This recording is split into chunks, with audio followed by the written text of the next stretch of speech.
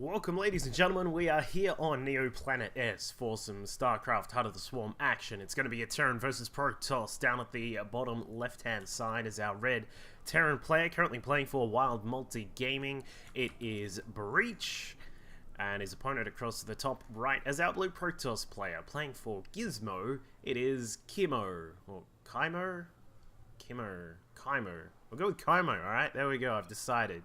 That's a thing you go through as you find people in their various sorts of aliases online. You have to sort of sit here and decide, well, what is it? You know, I'm going to do my best. I would say Kimo, but normally Kimo has two M's, I think. I don't know, I'm not really big on, like, English language stuff. I hated doing English in high school. Anyway, yeah, so this is going to be featuring our Terran player down the bottom left-hand side here. I have done a couple of casts of him before. We have mentioned how he likes to do unorthodox things, and I can guarantee you he's probably going to throw out some mech here today, just because it's his thing. We've seen him do it against White Ra, we've seen him do it against Awake in that Terran versus Zerg.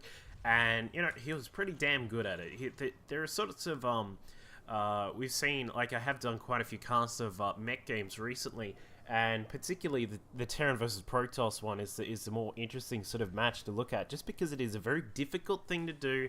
It can be quite tough depending on how responsive and reactive your opponent is, if they know the correct ways to deal with mech, and so it can be quite a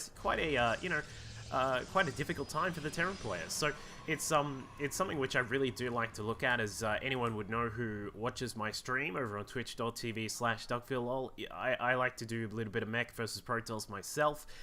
It's something that can be, as we said, very difficult, but not impossible. I want to sort of stress that point. It's very, very difficult, but not impossible, and that's something which, you know, various players tackle in different ways. We've seen how Drunken Boy tackles it with his mass sort of Hellbat drops that he likes to do. If you were watching the Drunken Boy versus Minigun game that I've uploaded just a little bit recently, that was his particular style. We see Strelok, who likes to go out with very heavy tank pushes, just sort of at various timings, just try and cut off Protoss bases. We see Breach, who loves to use the old Widow Mine, loves to get out like a heap of Widow Mines. We see him build anywhere upwards of like sort of 10 to 15 Widow Mines, even more than that towards the mid game. Late game, it sort of cuts off a little bit once he gets some more Thors in the mix, but utilizing the Widow Mines as your anti-air presence, it's sort of a really weird sort of thing to see, is a player who, particularly with mech, when you've got to deal with things like Colossi, like Void Rays, and eventually Tempests,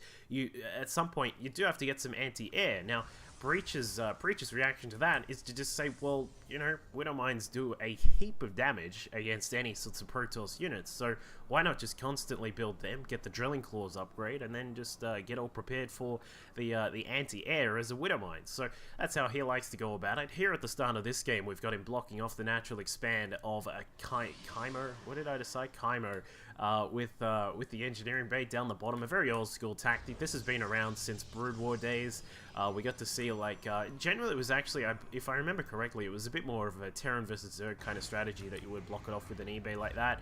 But as we can see, first few units now coming out from Kimo. We've got the Mothership Core just blasting along at that SCV, a Zealot and a Stalker standing up at the top of the ramp. He doesn't actually know that there is a bit of a blockage that he'll have to deal with here. He needs some sort of plumber to get down there to get rid of that. But the eBay is going to stick around just for the time being. In fact, the unit's finally seeing what is going on. But for the moment, we've got double gas for Kimo, as you would normally expect. Protoss love to have quite a lot of gas right at the start for that Mothership Core, for the first Stalker and Sentry or two, and then, of course, for the Warpgate tech as well. So it's a very standard sort of opening here. We do see a Twilight Council going down at the back here. The fact that he did get those double gas may lead us to the DT tech, but meanwhile back at home for Breach, he's got a bunker up at the high ground just for safety's sake. We got a little bit of a 1-1-1 going on here with the racks, the factory, the starport. This is also a very standard sort of affair for a Terran player against Protoss. You want those Marines to be able to deal with the threats on the ground, such as the Zealots and the Stalkers. Then you will need the Widow Mines for generally used for deflection of oracles, which can come about. But we've got Kimo now actually going up to the Dark Shrine, so he is going to pick up that DT tech. He's got 2 gates available, very similar to the Tails, or as I like to say, the White Ra version of a DT expand coming out of Kimo right here. He's going to scout through the main Terran base here, finds that there is an SCV attempting to construct a second command center, and is going to block that off for a second, but inside the main base, we've got this medevac dropping off a couple of Widow Mines here. They're going to drop by and say hello. Do you have a cup of sugar? No? Bam, that's what you get for that.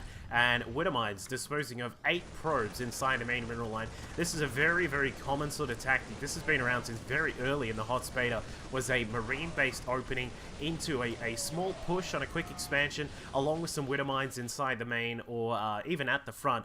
And normally what this allows you to do is you have one of two things. You'll either have this sort of this main mineral line cut off from mining for quite a while, or you'll take down the Nexus. It's one of those two. It's never really both, but it's always at least one of them, I've found, when it comes to this kind of play. Now, this is actually really interesting here from Breach. He's actually positioned his Widow Mine right next to the Robo Bay, and in fact, the Widow Mine, beautifully done, saves the scan, gets a shot off on the Observer, and that allows these Widow Mines to stick around. This is something which I've really been wanting to see from some Terran players when they do drops like this, is the protection of the Widow Mines by making sure that you're positioned nearby the Robo facility, and when the Observer comes out, drop a scan, kill the Observer. You've then got another like 40 seconds or so, or you know, I suppose it depends on when your Widow Mine timings go out, but you get a little bit more time to get some damage done. And as we can see, speaking of damage done,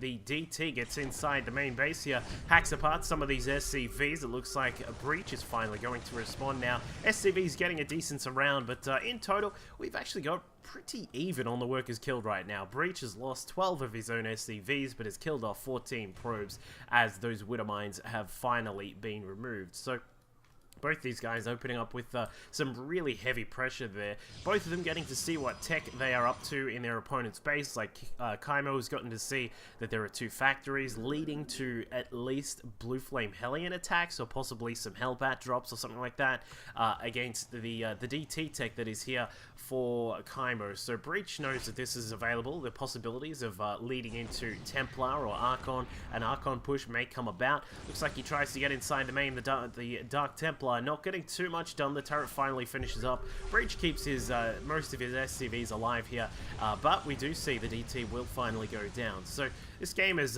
really opened up with such heavy pressure from both of these players. We can actually see that Breach is going to go for another drop. The Blue Flame is done, I believe. Yeah, that is now done. So he's going to be dropping inside the natural base. Let's see what protection is here. A cannon is going up. It's around about halfway done, so still quite a way from being completed, but the 4 Hellions are going to drop out here. Let's see how much damage they can get done. Looks like not too many, just simply because there weren't too many probes here. The irony of getting a lot of damage done right at the start is that when you go back for some more damage, there isn't actually too much there to kill off. So Kimo losing a couple more probes there, not a massive amount. He's still sitting at a decent total currently. He's sitting on 38 probes at the moment, so he's doing quite nicely. Of course, Breach will catch up with the fact that he does have those mules dropping down, but this means that some of these minerals inside the main base will be mined out a little bit quicker than his opponents will have mined. So looks like Breach is going to set up right now. We've got a little bit of protection at the front. The Raven has now been brought out to detect any further DT incursions. We've got a tank and a few of those Hellions now just at the front of the natural, and it looks like we're going to have another drop from Breach here. Going to try and get inside the main base. Will he be able to get around? A very quick photon overcharge on the Nexus here. How many probe kills will we get? Looks like, was that any? That was 1. Alright, that was 1 from Breach there. So not necessarily the best of attacks from him that time, but it looks like he is going to go out for a second one. And we see both these players continuing to move into this, into like very high-powered armies. We can see from Breach, we've got a few Widow Mines at the front. We've got some siege tanks there as well. A Banshee is now coming out as well, and he's actually already got a medevac heading across the map. Not sure what that's for. But for our Protoss, we've of course got an Immortal starting up. These upgrades now coming along as well. 1-1 upgrades we'll be researching as quickly as Kimo can. He's also got that Immortal and a few more gates going down at the back. So this is a reasonably decent response here from Kimo. He's, I would love to see either a second Robo or perhaps an expansion at this point, just so that he can, like, of course, there are these Hellions out here, but I mean, that's the only real mobility that Breach has at this point. Unless he's going to pick up some of these Widow Mines and start dropping about with the Widow Mines, there's not really too much he can do against a third Nexus that goes up. And when you're playing against a mech player, that is something that you really need to utilize, is the fact that generally speaking, they're quite immobile depending on the type of game that they're playing leading into mech, just because of the simple fact, tanks very slow, Widow Mines have to be borrowed, Thors are also very slow, and other than that, you're going to be investing gas into things that might not necessarily be part of your late game army, such as these Banshees. It's very rare to see a mech player go for some Banshees at this point. So we can see how Breach is he's doing his version of a mech-based play here in this TvP, and Kimo, well, he's still playing it out quite nicely, continuously getting out those Immortals out of the Robo facility. Upgrades now coming along, +2 to weapons and armor being researched for those ground units. His Storm is also being researched right now, and 4 Hellions now trying to get inside the main base yet again. They're going to drop in. How much damage will they be able to get done? It looks like a couple of good blasts there on some of those probes. Kimo trying to split up some of the probes, not grabbing all of them. You'd never want to grab like a huge box of the probes and then sort of you know, send them off in one direction, because all that'll lead to is the Hellions just tearing those units apart. So you've always got to be very careful when reacting to things like these Hellion intercepts inside the base, because you really don't want those probes to line up. You also don't want those probes to be sitting here like these 3 that are just actually doing nothing right now. So Kimo putting up the 3rd expansion down here across to the side. I think, yeah, I think this is a relatively good position. It's kind of hard to tell which would be better to take as a 3rd against the mech player.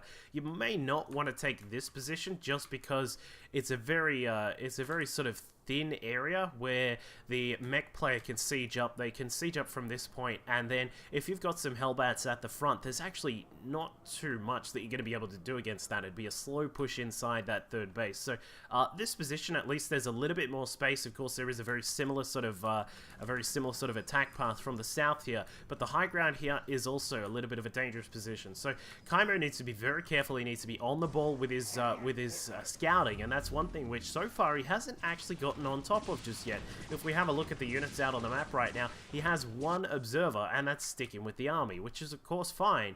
It's good to have that there to deal with any Widow Mines that you might need to deal with on your attack, but I mean, he has no idea where the positioning of some of the army is, and as we can see, he's actually going to walk into some of these Widow Mines across to the side, tanks up on the higher ground, not getting any shots off just yet, but the Widow Mines have been blasting apart some of those units. We do have 1 ghost down. Not going to add too much into this, but those Widow Mines continuously getting attacks off on some of these units, just lowering some of the shields here. In fact, I don't have my hit point bars on. I don't even know why that's not there, but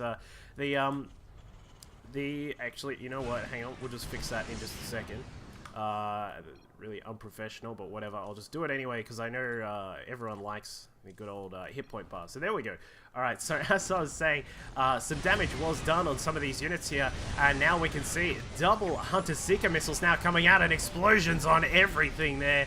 Very nicely done by Breach. He's working with what he's got. It's not exactly the most powerful of mech armies at this point. The siege tanks are a little bit out of position just up to the side here, but making use of his Raven, making use of that Banshee up in the sky, and a few Widow Mines that he has on the ground as well. So not too badly done. I mean, that could have gone a lot worse there for Breach, but he is up at 123 supply. His opponent sitting on 101 right now, and as we can see, Kimo still, he does have that 2nd Robo facility, so he is going to bring out a couple more Immortals, and that's going to really beef up his army as long as he keeps up with these upgrades. We need to see the +3/3 coming out of Kimo as quickly as possible, because slowly but surely, the tank count, the Widow Mine count, the Ghost count of Breach is going to start to climb up, and you know, you can have all these Immortals, but if they get EMP'd down, tanks are going to tear them apart, and that is going to be the end of the Protoss army. So speaking of which, Breach is looking to move out right now. He has a little bit of action up in the sky. Vikings,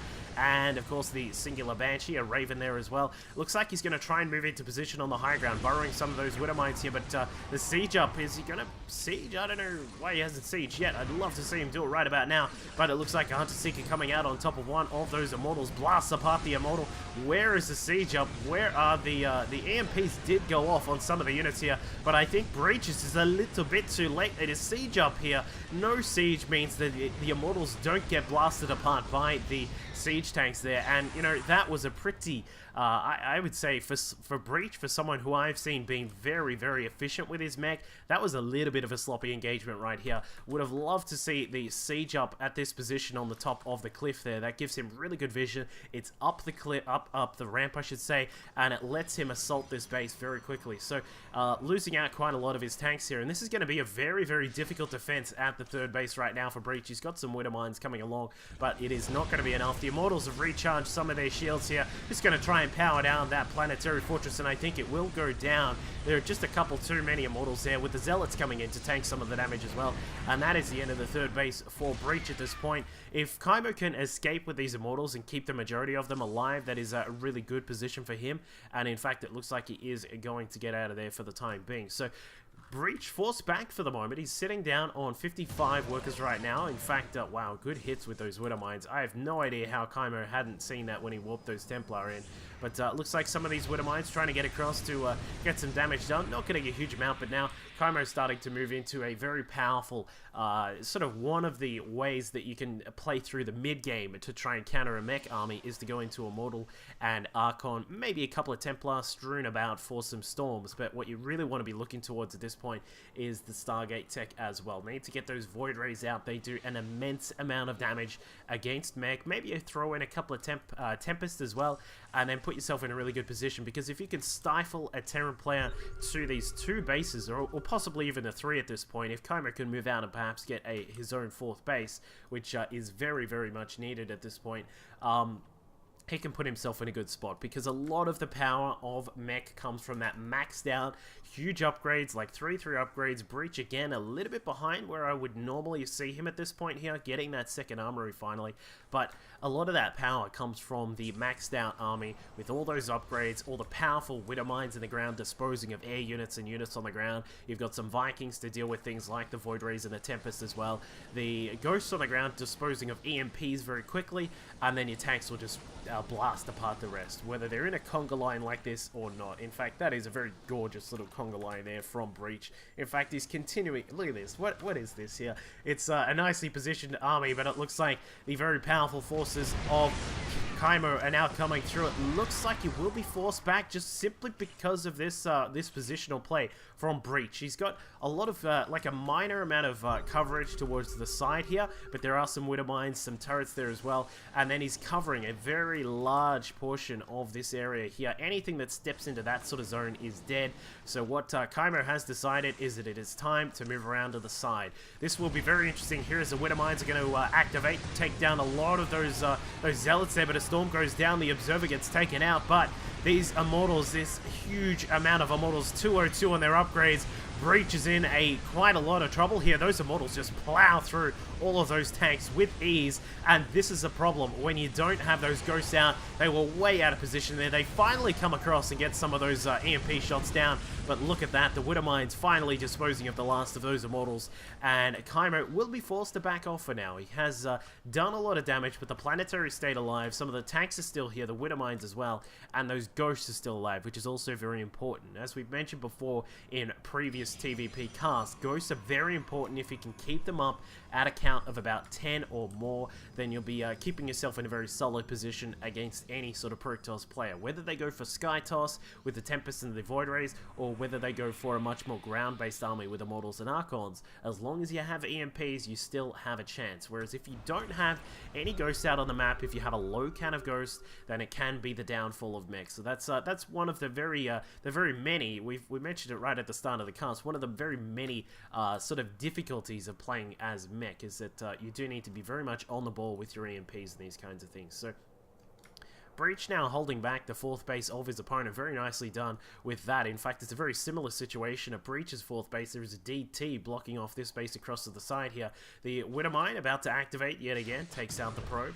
Down she goes, and that means that Kimo is not going to be able to expand just for a little bit longer, and yet again we sort of point to the fact that his observer count has been quite abysmal the majority of the game here. We're actually just producing a few more Immortals before we even get started on another observer right now, and finally there will be one coming about so we can clear out that Widow Mine. But Breach has been able to stabilize himself. He's been able to get up his tech as well, researching +3 on the weapons, +1 on the armor is way behind. I cannot stress how far behind that is right now, but it means that he is at a very hard position right now where he needs to buy quite a lot of time. Very cleverly using those Widow Mines yet again with a scan, with those 2 Widow Mines, taking out an observer, and for the time being, again, this 4th base is going to be slowed down. So Kimo is going to have to get out some of this Sky Intel's army. We've got Void Rays on the way, no upgrades for them at the current time, but Tempests are also being added into the mix, and this is where things, if you are sort of depending on how confident you are with mech, this is a time where things get very scary. You know, you have to have either Breacher style here with a lot of these Widow Mines out, or you need to start pumping out a couple of those Thors. With their high impact payload mode, Thors do a ridiculous amount of damage, especially when you've got some Ravens out to protect them with point defense drones, with of course those Ghost EMP as well. It can be very scary to try and deal with a large sort of Void Ray Tempest army up in the sky. And as we can see, Kimo finally about to clear out this base, at least for the time being. He's scouting about. Is he trying to find? He finds one of the other Widow Mines. He didn't see the one up in the top left corner here, and Breach, very cleverly done. He actually moves the Widow Mine back into position on the base there. There is a little bit of a divot there that you can see, but Kimo, not afraid at the moment. Going to grab a gold base right in the middle. Very rare to see this sort of base be taken here, apart from very long macro games in TvTs or sometimes in Zerg versus Zerg games, but it is a really interesting thing to see that in this kind of stage. But Kimo now moving up. He's got a couple of observers here, 3 observers in total, finally getting some of them out. He's still lacking in a little bit of map vision. I would love to see a Widow Mine just sort of in this spot here, or perhaps down to the southern side, so we can keep an eye on if anything is coming through this pass down the bottom.